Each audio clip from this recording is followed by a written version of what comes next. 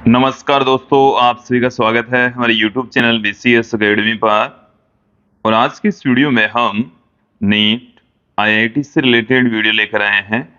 इस वीडियो में हम प्रत्यावर्ती धारा से संबंधित कुछ महत्वपूर्ण क्वेश्चन आंसर यहाँ पर हम देखने वाले हैं, समझने वाले हैं। विद्यार्थियों, इससे पहले हमने प्रत्यावर्ती धारा से संबंधित थ्योरेटिकल पार्ट देखा था।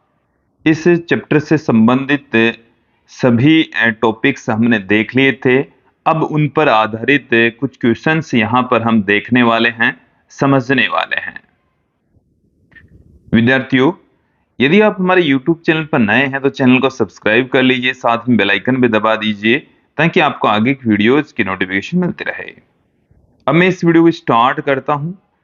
पहला क्वेश्चन लेते हैं कि शुद्ध प्रतिरोध परिपथ में धारा एवं वोल्टता के मध्य कला संबंध को सबसे अच्छा किसके द्वारा प्रदर्शित किया गया है? तो इनमें से कौन सा वक्र वोल्टता और धारा के ग्राफ को रिप्रेजेंट करता है? तो मैं आपको क्लियर कर दूं कि शुद्ध प्रतिरोध वाले परिपथ में, शुद्ध प्रतिरोधकीय परिपथ के अंदर वोल्टता तथा धारा के बीच में जो कलांतर है वो 0 होता है। कलांतर 0 होता है, 0 डिग्री होता है। क्लियर? तो यहां पर आप इसको देखेंगे, इस वक्र को, तो पाएंगे कि वोल्टता तथा धारा दोनों एक समान कला में है। दोनों एक समान कला में है, अर्थात दोनों एक साथ 0, एक साथ अधिकतम, एक साथ न्यूनतम हो रही है। तो ऑप्शन सी यहां पर सही हो जाएगा। क्लियर?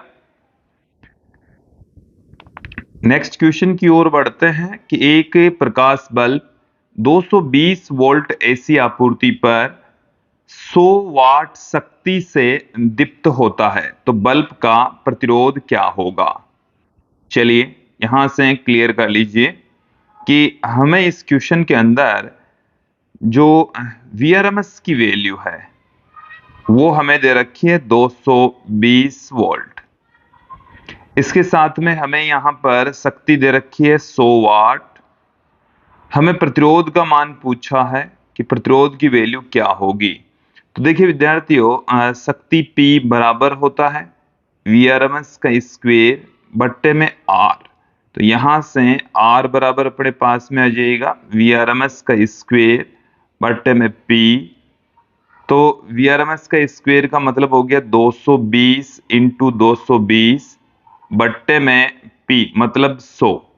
तो 1 0 से 1 0 कैंसिल, फिर 1 0 से 1 0 कैंसिल, 22 गुणा 22, यह आ गया हमारे पास में 484 ओम।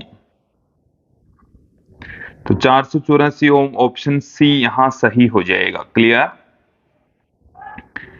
नेक्स्ट क्वेश्चन की ओर बढ़ते हैं। प्रश्न संख्या 2 में स्रोत की शिखर वोल्टता होगी, जो स्रोत है उसकी मैक्सिमम अधिकतम वोल्टता क्या होगी? क्वेश्चन नंबर 2 में देख लीजिए कि ये जो हमें वैल्यू दे रखी है यहां पर 220 वोल्ट, ये VRMS का मान है। तो VRMS बराबर हमें दे रखा है 220 वोल्ट। 220 वोल्ट हमें यहां पर शिखर वोल्टता पूछी है, मतलब VM का मान पूछा है। तो VRMS √2 हो जाएगा।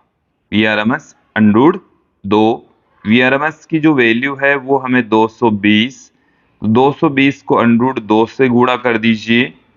तो 220 गुणा 1.414, तो यहां से जब आप मल्टीप्लाई करेंगे तो वोल्टता का अधिकतम मान 311 वोल्ट प्राप्त हो जाएगा।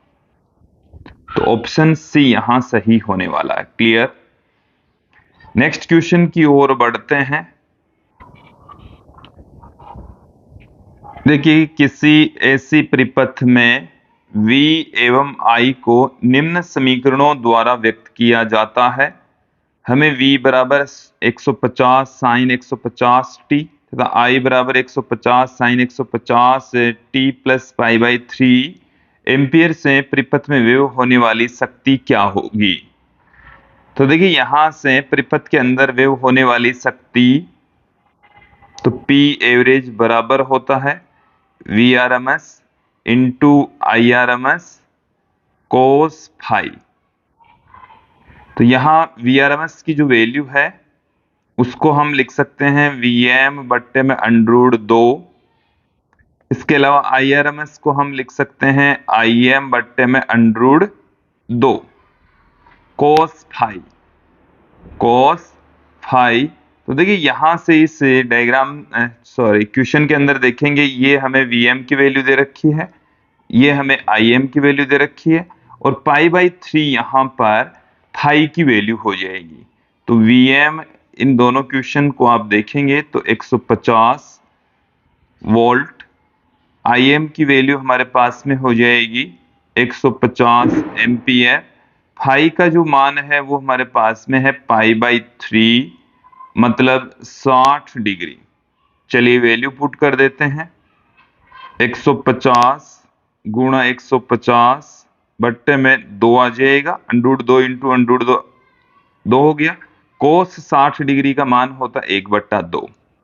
तो ये हमारे पास में 75 गुणा 75 आ गया। तो 5 को 5 से गुणा करेंगे ये 25 हो गया, 7 को 8 से गुणा करेंगे 56 हो गया।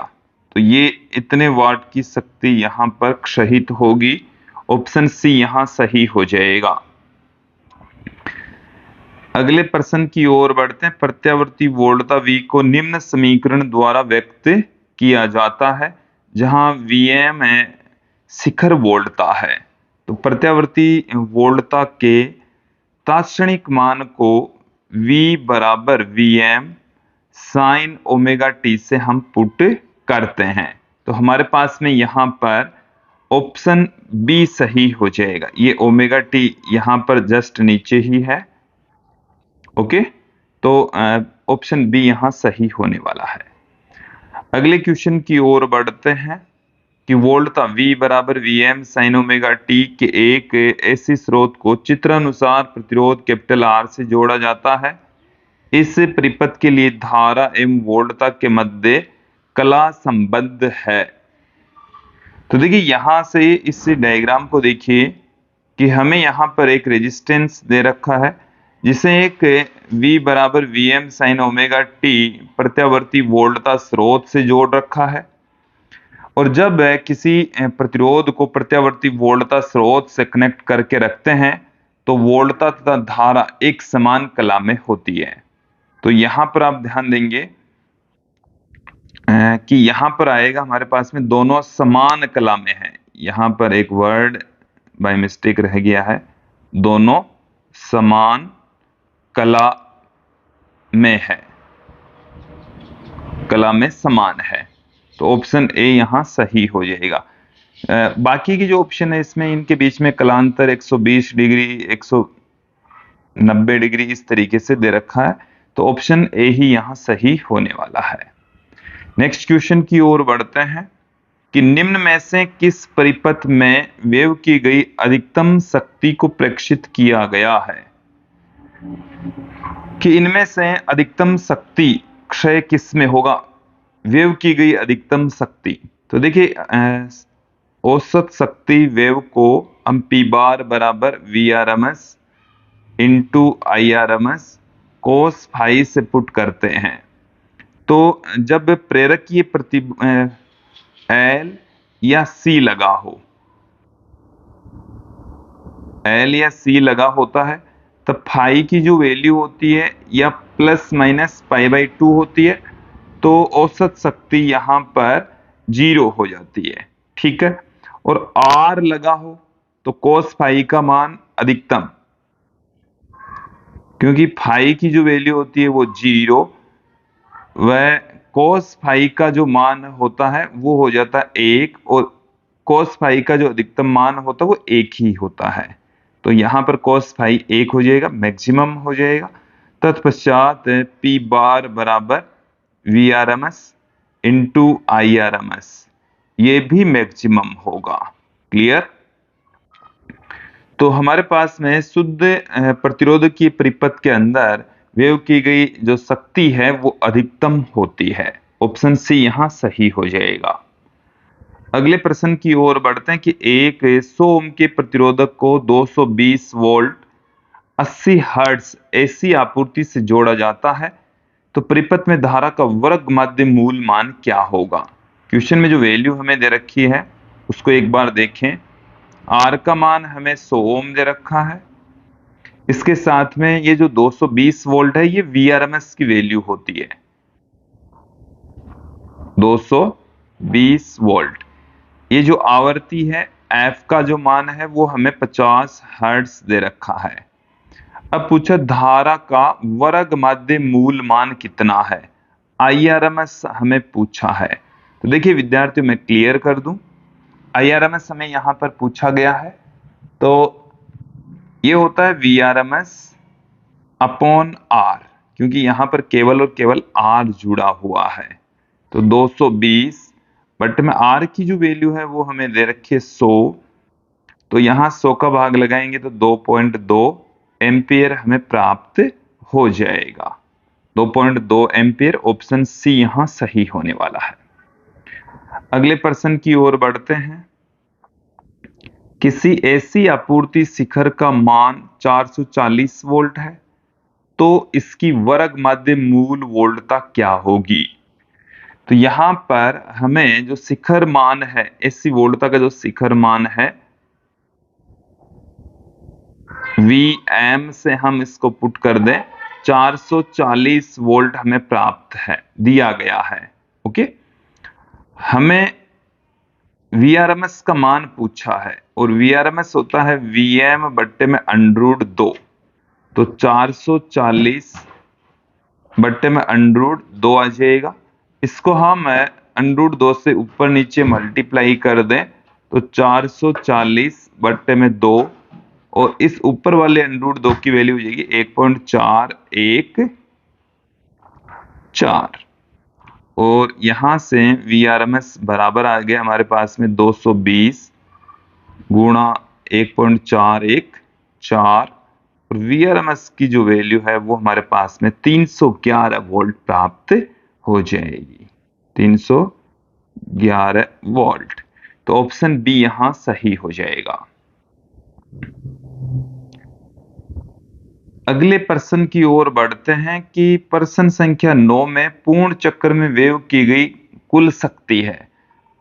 कि ये जो प्रश्न संख्या 9 है, वैसे तो हमें यहां पर स्पष्ट नहीं बता रखा कि कौन सा परिपथ है, मतलब कि प्रतिरोध लगा है या कुंडली लगी है या संधारित्र लगा है। वैसे ये दिया हुआ होना चाहिए था कि शुद्ध प्रतिरोध लगा हुआ है, हम यहां पर शुद्ध प्रतिरोध ही मानकर चल रहे हैं।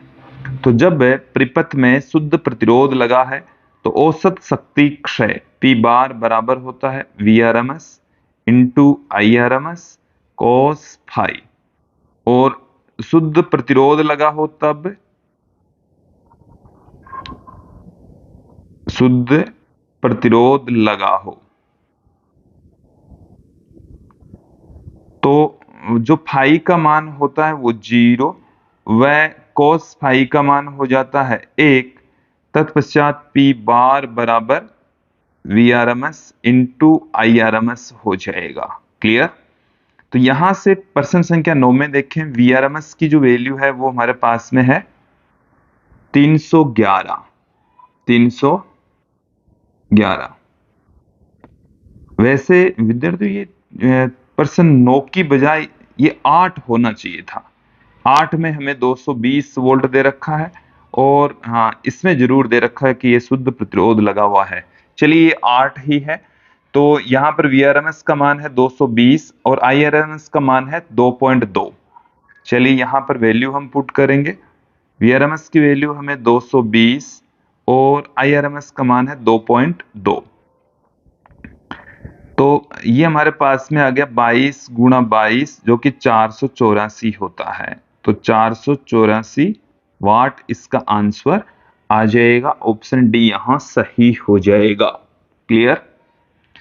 अगले प्रश्न की ओर बढ़ते हैं। किसी ऐसी परिपथ में धारा का वर्ग माध्य मूल मान 25 एम्पियर है, तो शिखर धारा होगी।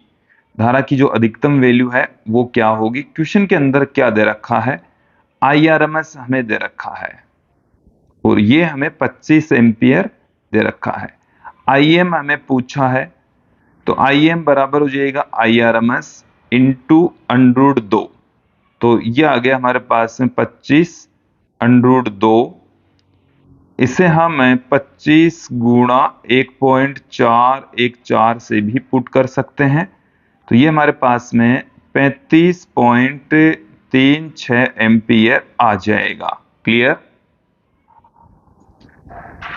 तो ऑप्शन बी यहां सही हो जाएगा। अगले प्रश्न की ओर बढ़ते हैं कि V बराबर 140 साइन 314 t द्वारा दिए गए एक प्रत्यावर्ती वोल्टता को 50 ओम शुद्ध प्रतिरोध से जोड़ा जाता है, तो प्रतिरोधक में वर्ग मध्य मूल मान धारा क्या होगी।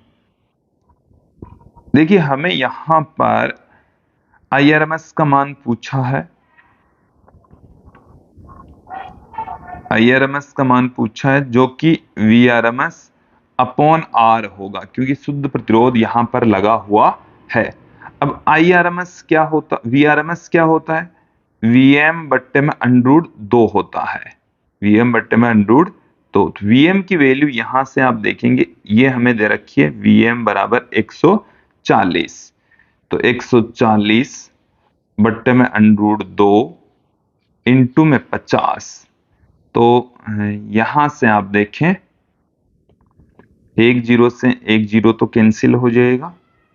IRMS बराबर यहां से कैलकुलेशन करेंगे तो हमारे पास में इसका फाइनल आंसर आ जाएगा। मैं इसको अंडरूट 2 से और ऊपर नीचे मल्टीप्लाई कर देता हूं। 14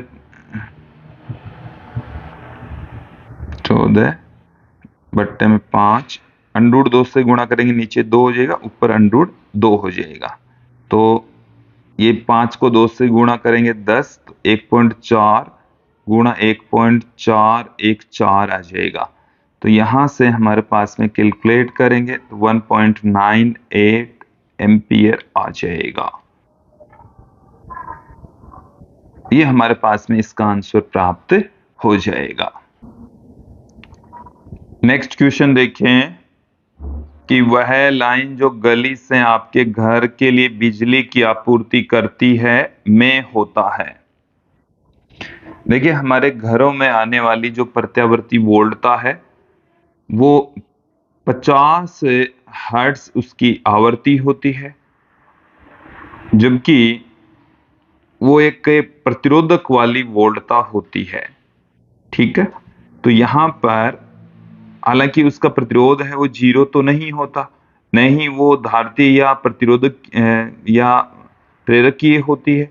इस कारण से उसका जो कलांतर की मैं बात करूं तो कलांतर है वो 90 डिग्री तो नहीं होता, पाई बराबर 90 डिग्री नहीं होता है, क्योंकि ये तो तब होता है जब जो परिपथ है वो या तो क्या हो, धारतीय हो या प्रेरकीय हो। ऐसा संभव नहीं है, तो पाई बाई 2 की कला से वोल्टता एवं धारा में कलांतर, तो ये ऑप्शन तो नहीं है। ओके, अब वोल्टता का जो औसत मान है, वोल्टता का औसत मान, क्योंकि ये प्रत्यावर्ती वोल्टता है और प्रत्यावर्ती वोल्टता का पूर्ण चक्कर के लिए औसत मान है वो 0 होता है। तो ऑप्शन ए भी नहीं होगा, ऑप्शन बी भी नहीं होगा, ऑप्शन सी भी नहीं होगा। ये तीन तो चीज क्लियर हो गई। अब पाई बाई 2 भी इनके बीच का कलांतर नहीं होता, तो पाई बाई 2 से कलांतर की वैल्यू कम ही होती है। तत्पश्चात ऑप्शन डी यहां हमारे पास में सही होगा। अगले क्वेश्चन की ओर बढ़ते हैं कि एक एसी स्रोत 200 बट्टे में अंडरूट 2 वोल्ट 50 हर्ट्ज का है, प्रारंभ से 1/600 सेकंड के पश्चात वोल्टता का मान क्या होगा। जो क्वेश्चन में हमें वैल्यू दे रखी है उसको एक बार हम पुट कर लेते हैं। हमें एफ की जो वैल्यू है, आवृत्ति है, वो 50 हर्ट्ज दे रखी है। इसके अलावा ये हमें VRMS का मान दे रखा है 200 अंडरूट 2, 200 अंडरूट 2 वोल्ट ये Vrms की वैल्यू हमें प्रोवाइड कर रखी है। स्मॉल टी का जो मान है वो 1/600 सेकेंड दे रखा है, 1/600 सेकेंड। तो हमें यहाँ पर वोल्टता का मान पूछा है, तो V बराबर होता है Vm साइन ओमेगा टी, इसे हम Vrms √2 साइन 2π/f से भी हम इसको पुट कर सकते हैं। Vrms की वैल्यू हमें 200 √2 साइन 2π/f की जो वैल्यू है वो हमें यहाँ पर 50, टी की जो वैल्यू है वो हमें 1/600 दे रखी है। तो 2 को 50 से गुणा करेंगे 100 आ जाएगा हमारे पास में। तो इन दोनों को गुणा करेंगे 100 से ये 2 जीरो कैंसिल हो जाएंगे। तो अपने पास में v की वैल्यू कितनी निकल कर, √2 से √2 भी कैंसिल हो जाएगा। तो 200 साइन π/6 रह जाएगा। और साइन π/6 की जो वैल्यू है साइन 30 डिग्री, और साइन 30 डिग्री का मान होता है 1/2। तो ये अपने पास में v का मान आ जाएगा 100 वोल्ट। 100 वोल्ट हमें यहाँ पर प्राप्त हो जाएगा। ऑप्शन सी यहाँ सही हो जाएगा। क्लियर। नेक्स्ट क्वेश्चन की ओर बढ़ते हैं। v बराबर साइन 100 t वोल्ट और v बराबर, ये वैसे I बराबर होना चाहिए था, यहाँ I बराबर है। ओके, ये I है। तो साइन 100 t + π/3 मिली एम्पियर वोल्टता धारा के तात्क्षणिक मान है। तो वोल्टता धारा के क्रमशः वर्ग माध्य मूल मान क्या होंगे? वर्ग माध्य मूल मान हमें यहाँ पर पूछा है। तो Vrms हमें यहाँ पर पूछा गया है। Vrms बराबर होता है Vm √2। Vm का मान हमें यहाँ पर क्वेश्चन के अंदर 100 दे रखा है। तो 100 √2, इसको हम 100 √2/2 लिख सकते हैं। ये 50 √2 आ जाएगा। और 50 को जब आप √2 से मल्टीप्लाई करेंगे 0.707, तो ये अपने पास में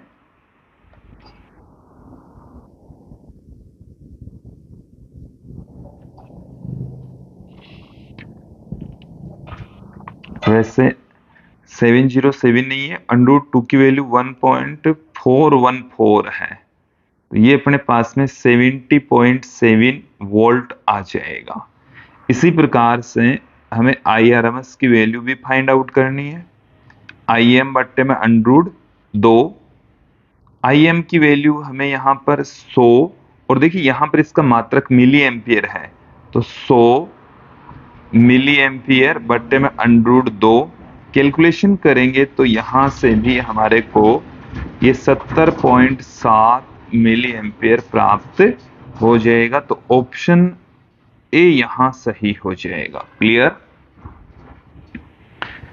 नेक्स्ट क्वेश्चन की ओर बढ़ते हैं कि किसी चक्कर में वोल्टता इस प्रकार से बदलती है कि हमें यहां पर कि स्मॉल टी का जो मान है वो जब 0 से लेकर π/ω के बीच में होता है तब v बराबर V0 साइन ओमेगा टी होता है।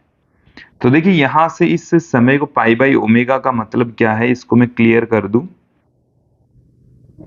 ओमेगा की जगह हम 2π/T पुट कर सकते हैं। तो पाई से पाई कैंसिल हो गया, T/2 आ गया। इसका मतलब स्मॉल t की जो वैल्यू है वो 0 से लेकर और T/2 तक रहती है, मतलब आधे चक्कर, तब वोल्टता v बराबर V0 साइन ओमेगा टी होती है।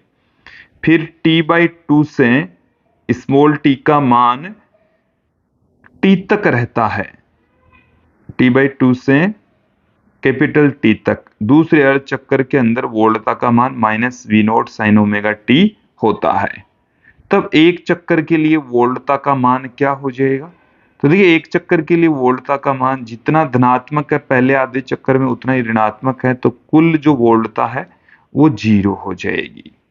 कुल जो वोल्टता है वो 0 हो जाएगी।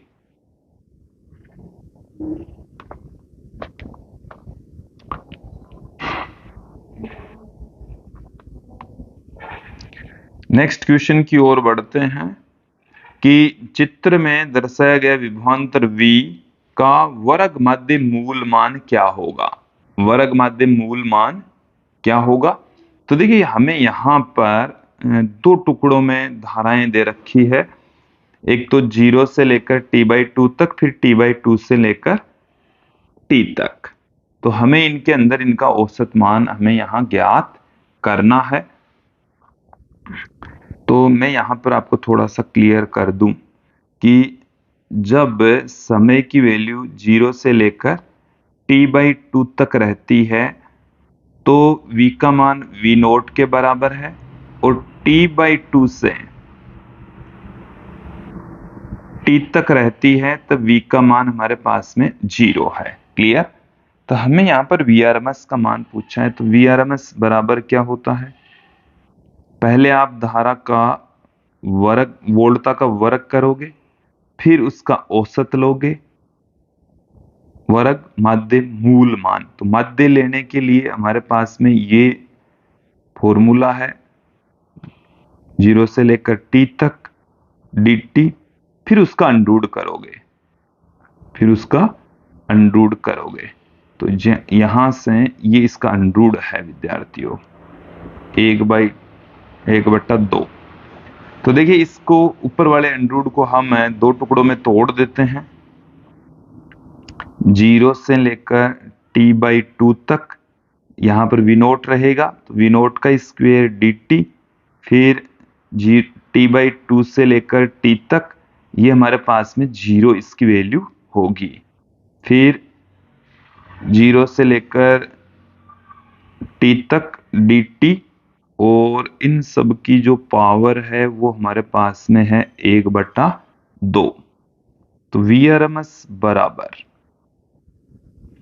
हमारे पास में आ जाएगा, ये तो वैल्यू हो जाएगी 0, तो v0 का स्क्वायर 0 से लेकर t/2 dt बट्टे में ये हमारे पास में आ जाएगा t, और इन सब की घात चल ही रही है 1/2। तो यहां से v0 का स्क्वायर का अंडरूट करेंगे तो v0 आ जाएगा, और यहां से ये हमारे पास में t/2 बट्टे में t का रूट, तो ये v0 बट्टे में √2 आ जाएगा। v0 बट्टे में √2, ऑप्शन सी यहां सही हो जाएगा। क्लियर? अगले क्वेश्चन की ओर बढ़ते हैं कि एसआई मात्रकों में एसी वोल्टता स्रोत एवं समय के मध्य संबंध v बराबर 120 साइन 100 पाई टी कोस 100 पाई टी वोल्ट है, तो शिखर वोल्टता एवं आवर्ती का मान क्रमशः क्या होगा? तो जो हमें यहां पर वोल्टेज दे रखा है, इस वोल्टेज को v बराबर हम साइन के रूप में ही कन्वर्ट कर लेते हैं। तो 120 साइन 100 पाई टी कोस 100 पाई टी, ये वोल्ट में है। क्लियर? तो v बराबर, देखिए इसको मैं ऐसे लिख देता हूं, 60 2 साइन 100 पाई टी कोस 100 पाई टी, ये वोल्ट में है। तो ये 2 साइन ए, ये अपने पास में देखिए साइन 2a का फॉर्मूला होता है 2 साइन a कोस a।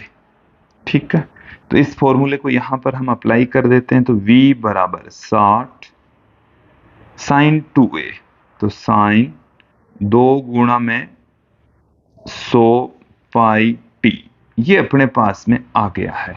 तो इसको हम v बराबर इस तरीके से भी पुट कर सकते हैं। 60 sign 200 pi T, 200 pi T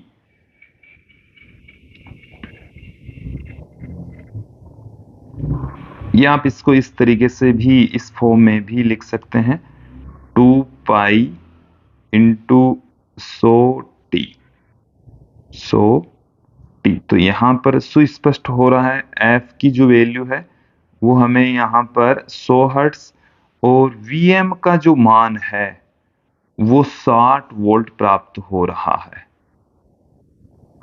okay, तो 60 वोल्ट और 100 हर्ट्ज, ऑप्शन डी।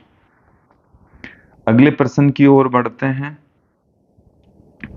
किसी प्रेरक के प्रकरण में जब कोई प्रेरक लगा होता है तो वोल्टता धारा से π/2 कोण अग्रगामी होती है। वोल्टता आगे, धारा पीछे, ऑप्शन बी यहां सही हो जाएगा। 30 मिली हेनरी के एक प्रेरक को 220 वोल्ट 100 हर्ट्ज के एसी स्रोत से जोड़ा जाता है तो प्रेरक की प्रतिघात क्या होगा? तो यहाँ पर L की जो वैल्यू है वो हमें यहाँ पर 30 मिली हेनरी दे रखी है। इसके अलावा VRMS का मान हमें यहाँ पर 200 वोल्ट दे रखा है। F की जो वैल्यू है वो हमें यहाँ पर 100 हर्ट्ज दे रखी है। प्रेरक की प्रतिघात पूछा है। एक्सएल बराबर होता है ओमेगा एल, इसको हम 2 पाई एफ एल से भी पुट कर सकते हैं। वैल्यू पुट कर दीजिए 2 गुणा 3.14 गुणा 100 गुणा एल, एल की वैल्यू 30 गुणा 10 की घात -3। तो यहां पर एक चीज क्लियर करें कि ये 1 0 2 0 और 3 0 ये 10 की घात -3 से कैंसिल हो जाएंगे। तत्पश्चात हमारे पास में क्या आ जाएंगे?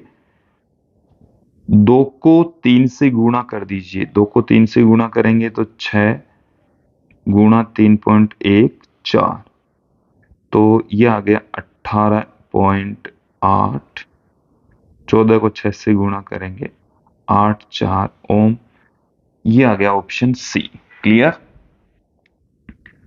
अगले प्रश्न की ओर बढ़ते हैं। स्विच एस को t बराबर 0 पर बंद किया जाता है तो पर्याप्त रूप से लंबे समय के पश्चात एक लोहे की छड़ को प्रेरक L में प्रवेश करवाया जाता है तो प्रकाश के बल्ब की चमक पर क्या फर्क पड़ता है? तो देखिए यहां पर मैं एक चीज क्लियर कर दूं कि जो प्रेरकत्व का मान होता है वो μ0 n square a into L होता है, और जब इसके अंदर कोई माध्यम भर दें तो यहां पर μ0 μr आ जाएगा।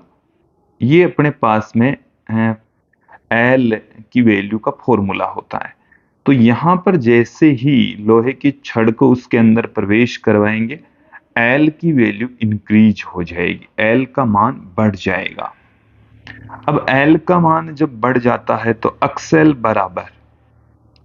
बराबर होता है ओमेगा इंटू एल, क्योंकि एक्सएल है प्रेरक की प्रतिघात है वो एल के समानुपाती होता है। क्लियर?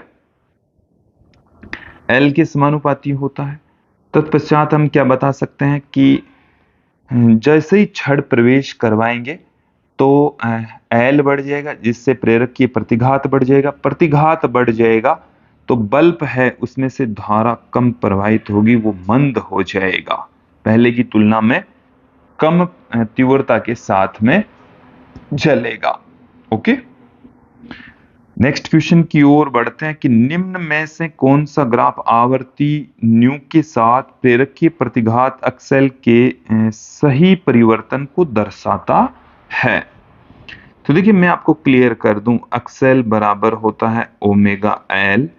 ओमेगा की जगह हम 2 पाई न्यू पुट कर सकते हैं, 2 पाई एफ या 2 पाई न्यू हम पुट कर सकते हैं। तो एक्सएल और न्यू है वो दोनों एक दूसरे के समानुपाती होते हैं, दोनों एक दूसरे के डायरेक्टली प्रोपोर्शनल होंगे, और डायरेक्टली प्रोपोर्शनल होंगे तो हमारे पास में देखिए इनमें से कौन सा ग्राफ सही होने वाला है? ऑप्शन बी यहां सही हो जाएगा। क्लियर, सीधा सीधा ये। अगले प्रश्न की ओर बढ़ते हैं कि एक 44 मिली हेनरी के प्रेरक को 220 वोल्ट 50 हर्ट्ज की एसी आपूर्ति से जोड़ा जाता है, तो परिपथ में धारा का वर्ग माध्य मूल मान क्या होगा? तो प्रेरक यहां पर जुड़ा हुआ है, यहां पर क्या जुड़ा है? प्रेरक जुड़ा हुआ है। धारा का वर्ग माध्य मूल मान यहां पर पूछा है, तो Irms बराबर Vrms बट्टे में जो रेजिस्टेंस है अब की बार प्रेरक के कारण से उत्पन्न हो रहा है, तो अक्स एल यहां पर आ जाएगा। तो Vrms अक्स एल की जगह आप 2πf L पुट कर सकते हैं। सबकी वैल्यू पुट कर दीजिए। 220 बट्टे में 2 गुणा 3.14 गुणा 50 गुणा L। L हमारे पास में 44 गुणा 10 की घात -3 है। ओके, देन यहां से अपने पास में Irms की वैल्यू क्या आ जाएगी? 220 बट्टे में, देखो 2 को इस 50 से गुणा करेंगे, 2 को 50 से गुणा करेंगे 100 आ जाएगा हमारे पास में, 100 आ गया। और 100 को, तो ये हमारे पास में 314 गुणा 44 गुणा 10 की घात 3 है, जो बट्टे से ऊपर जाते ही +3 हो जाएगी। अब विद्यार्थी यहां से आप कैलकुलेट करेंगे तो हमारे पास फाइनल जो आंसर है 15.9 एम्पियर प्राप्त हो जाएगा। ओके, अगले प्रश्न की ओर बढ़ते हैं कि 0.01 प्रेरकत्व एवं 1 ओम प्रतिरोध की कुंडली को 200 वोल्ट और 50 हर्ट्ज एसी आपूर्ति से जोड़ा जाता है।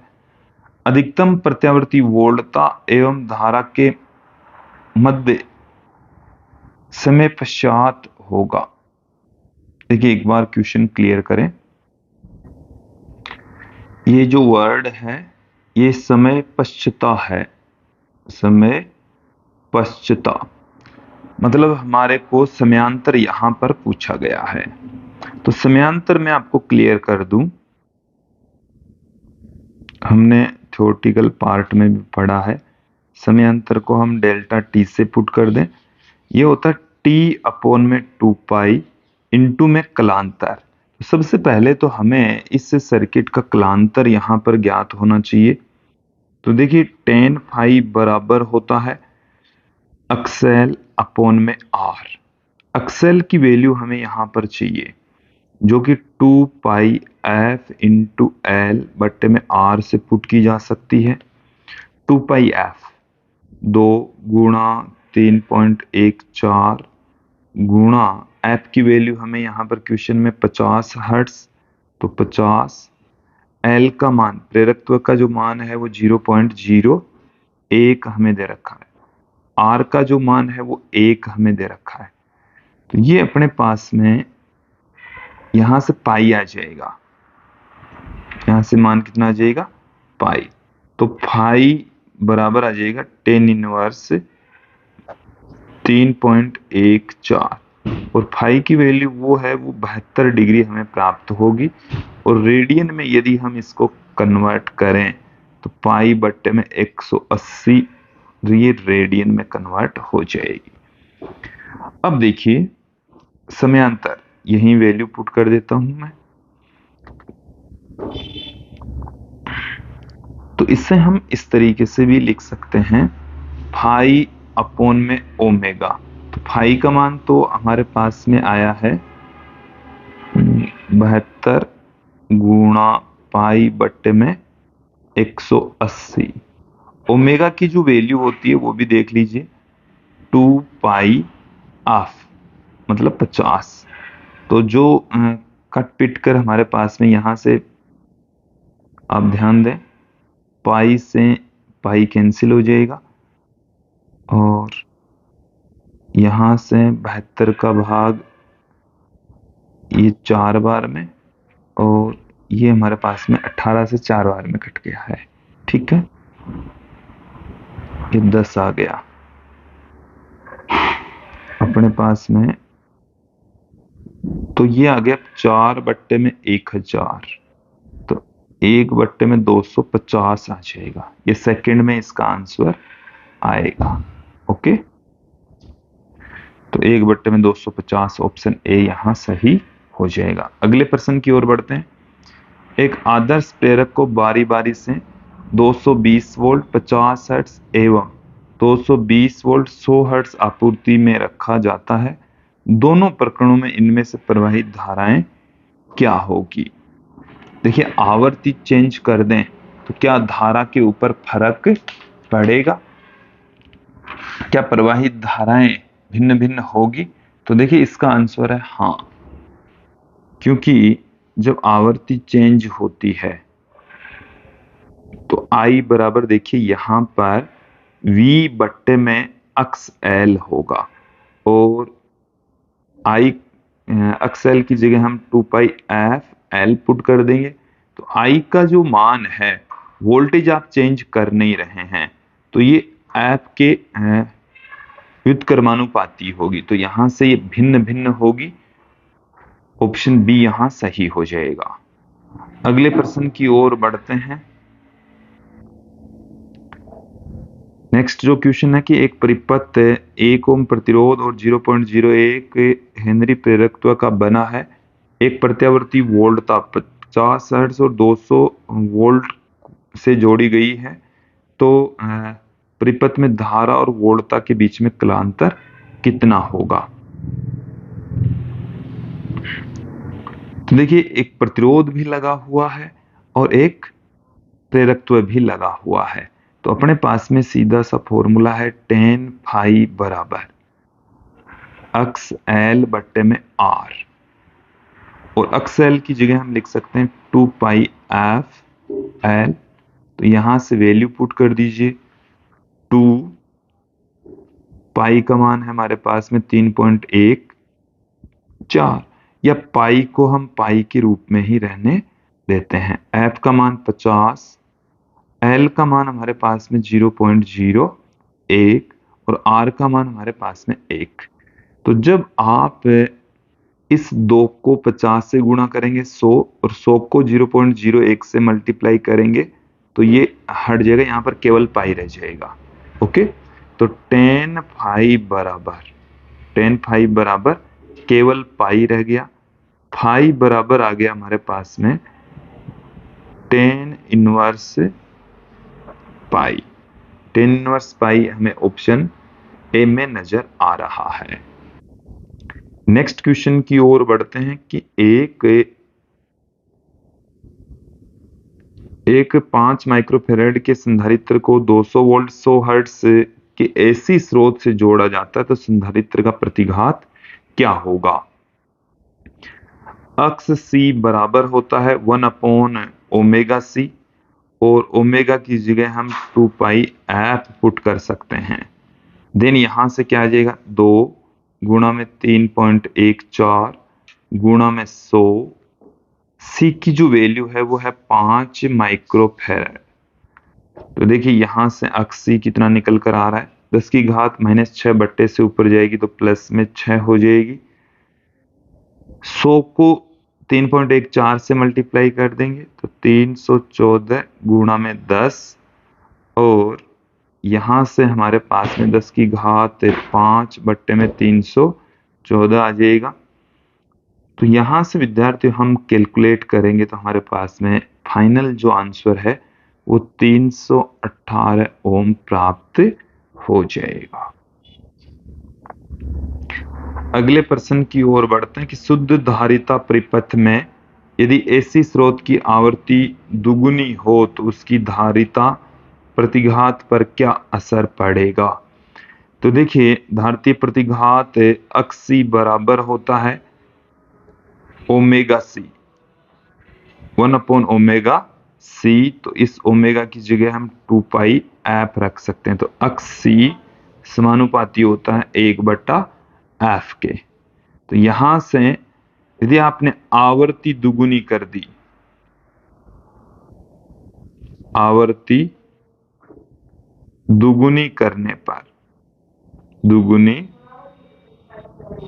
करने पर 80 आधा हो जाएगा, 80 आधा हो जाएगा। क्लियर? आधा हो जाएगा, ऑप्शन सी यहां सही होगा।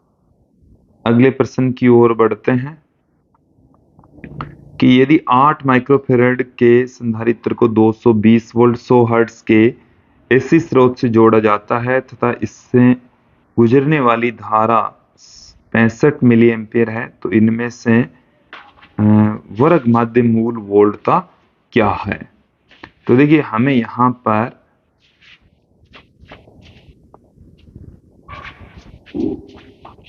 वैसे तो वर्ग माध्य मूल वोल्टता 220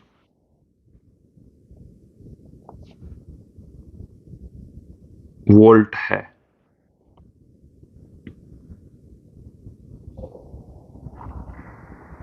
संधारित्र में वर्ग माध्य मूल वोल्टता यहां पर हमें यहाँ पूछी गई है। तो देखिए Vrms का जो मान है वो हमें दे रखा है 220 वोल्ट। Irms की जो वैल्यू है वो हमें दे रखी है 65 मिली एम्पियर, मतलब 0.065 एम्पियर। यहाँ हमें C का मान 8 माइक्रोफेरेड दे रखा है, मतलब 8 गुणा 10 की घात -6 फेरेड। आवर्ती हमें यहाँ पर 100 हर्ट्ज दे रखी है। अब C की वैल्यू निकाल लेते हैं। 1/2πfc वैल्यू पुट कर दीजिए, 2 गुणा 3.14, f का मान हमारे पास में यहाँ पर 100 और C का मान 8 गुणा 10 की घात -6। कैलकुलेशन करेंगे तो XC की वैल्यू हमें प्राप्त हो जाएगी, 199 ओम प्राप्त हो गई है।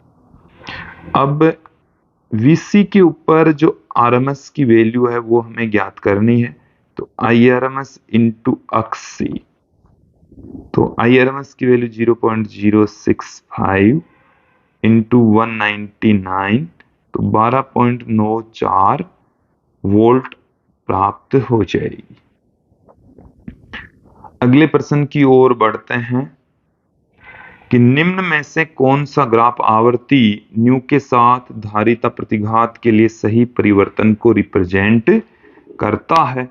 तो अक्स C बराबर होता 1/ओमेगा C। ओमेगा की जगह हम लिख सकते हैं 2πf। तो अक्स C है वो f के व्युत्क्रमानुपाती होता है, तो ऑप्शन C यहां सही हो जाएगा। क्लियर? नेक्स्ट क्वेश्चन में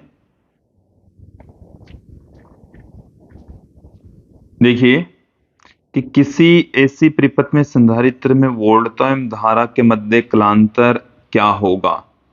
तो जब शुद्ध संधारित्र लगा होता है तो वोल्टता तथा धारा के बीच में कलांतर है वो π/2 का होता है। ऑप्शन बी यहां सही हो जाएगा। अगले क्वेश्चन की ओर बढ़ते हैं कि एक 30 माइक्रोफेरेड के संधारित्र को 150 वोल्ट 60 हर्ट्ज की एसी आपूर्ति से जोड़ा जाता है, तो परिपथ में धारा का वर्ग माध्य मूल मान क्या होगा? यहां आप ध्यान दें, हमें C की वैल्यू है वो 30 माइक्रोफेरेड दे रखी है। Vrms का जो मान है वो 150 वोल्ट दे रखा है। इसके अलावा f आवर्ती हमें 60 हर्ट्ज दे रखी है।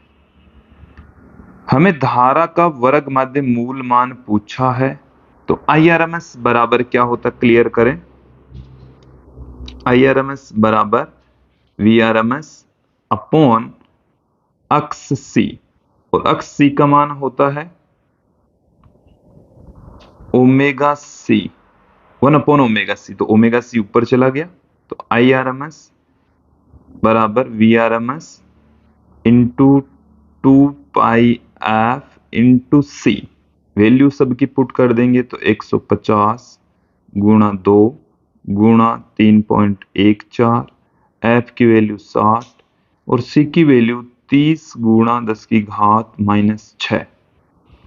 तो देखिए यहां से आप ध्यान देंगे, क्लियर करें, 1 0 से ये 2 पॉइंट कैंसिल हो गए। 2 को इस 150 से मल्टीप्लाई करेंगे तो ये तो आ गया अपने पास में 300। फिर 314 गुणा 6 गुणा 3 गुणा 10 की घात -6 कैलकुलेट करेंगे तो हमारे पास में यहाँ पर इसका फाइनल आंसर 1.7 एम्पियर प्राप्त हो जाएगा। क्लियर। अगले प्रश्न की ओर बढ़ते हैं कि 60 माइक्रोफैराड के संधारित्र को 110 वोल्ट 60 हर्ट्ज की एसी आपूर्ति से जोड़ा जाता है तो परिपथ में धारा का वर्ग माध्य मूल मान क्या होगा। तो IRMS बराबर VRMS बट्टे में अक्सी, जिसे हम VRMS अक्सी को हम 1/ओमेगा c लिख सकते हैं और ओमेगा की जगह हम 2 पाई f पुट कर सकते हैं। तो सबकी वैल्यू यहाँ पर हम पुट कर देंगे। VRMS की वैल्यू हमें यहाँ पर 110 दे रखी है, 2 गुणा पाई का मान 3.14, f का मान 60 और c का मान 60 माइक्रोफैराड। देखिए विद्यार्थी सीधी कैलकुलेशन है, मल्टीप्लाई यहाँ पर हमारे को करना है तो हमारे पास में फाइनल आंसर प्राप्त हो जाएगा। क्लियर। आगे बढ़ते हैं कि प्रश्न संख्या 34 में एक पूर्ण चक्कर में परिपथ के द्वारा अवशोषित कुल शक्ति है। तो यहां पर मैं आपको बता दूं कि प्रश्न संख्या जो 34 है उसमें हमें एक संधारित्र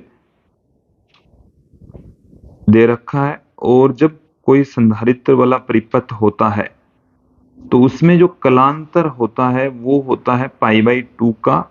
औसत शक्ति वेव का फॉर्मूला P बार बराबर VRMS into IRMS cos phi होता है और कोस 90 की जो वैल्यू होती है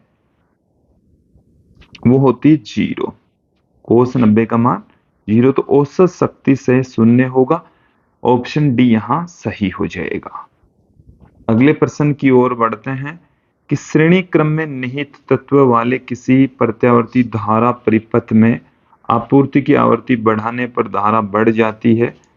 निम्न में से कौन से तत्व की परिपथ में बनने की संभावना है कि धारा आवृत्ति बढ़ने पर धारा बढ़ जाती है। इसका मतलब ये हो गया है कि आवृत्ति बढ़ाने पर प्रतिरोध कम होना चाहिए। तो अक्स C बराबर देखना आप 1/2 पाई FC होता है। F बढ़ाने पर अक्स C घटता है। अक्स C घटता है तो देखिए I बराबर V बट्टे में अक्स C होता है। तो I क्या होगा, F बढ़ाने पर अक्स C घटेगा तो I बढ़ता है। हमें यही पूछा है कि आवृत्ति बढ़ाने पर धारा बढ़ेगी तो कौन सा परिपथ हो सकता है। तो ये धारितीय परिपथ होगा। क्या होगा,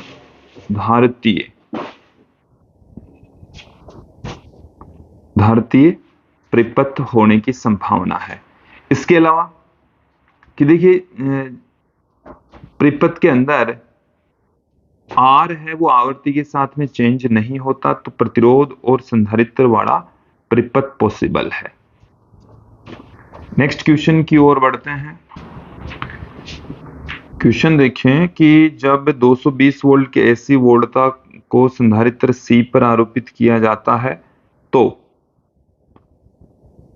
क्या होगा कि प्रति चक्र संधारित्र को दी गई जो शक्ति है वो 0 होगी। ऑप्शन डी यहां सही हो जाएगा क्योंकि हम ये जानते हैं कि संधारित्र पर औसत शक्ति से P बार बराबर VRMS into IRMS cos phi cos 90 होता है यहां पर, और कोस 90 की जो वैल्यू होती है वो हमारे पास में 0 होती है। तो औसत शक्ति पूरे एक चक्कर के लिए 0 होती है। नेक्स्ट क्वेश्चन की ओर बढ़ते हैं कि विद्युत ऊर्जा उच्च प्रत्यावर्ती वोल्टता पर बड़ी दूरियों पर संचरित की जाती है। निम्न में से कौन सा कथन सही है। तो देखिए किसी दिए गए शक्ति स्तर के लिए निम्न धारा होती है। निम्न धारा शक्ति के कम ह्रास को बताती है। तो अपचयी ट्रांसफार्मर ग्राही सिरों पर प्रयोग करके वोल्टता को कम करना आसान है। तो देखिए वोल्टता को कम करना आसान है, ये भी एक सही बात है। और निम्न धारा होती तो शक्ति क्षय भी कम होता है। तो शक्ति स्तर के लिए निम्न धारा होती है, धारा जितनी कम होगी शक्ति क्षय भी उतना ही कम होगा। तो सारे ऑप्शन सही है, ऑप्शन डी यहाँ पर सही हो जाएगा। क्लियर। तो विद्यार्थियों ये था आज का हमारा वीडियो जिसमें हमने प्रत्यावर्ती धारा से संबंधित कुछ महत्वपूर्ण क्वेश्चन आंसर देखे और मुझे उम्मीद है कि आपको ये क्वेश्चन आंसर है वो अच्छे से समझ में आ गए होंगे। आज की इस वीडियो में इतना ही। धन्यवाद दोस्तों।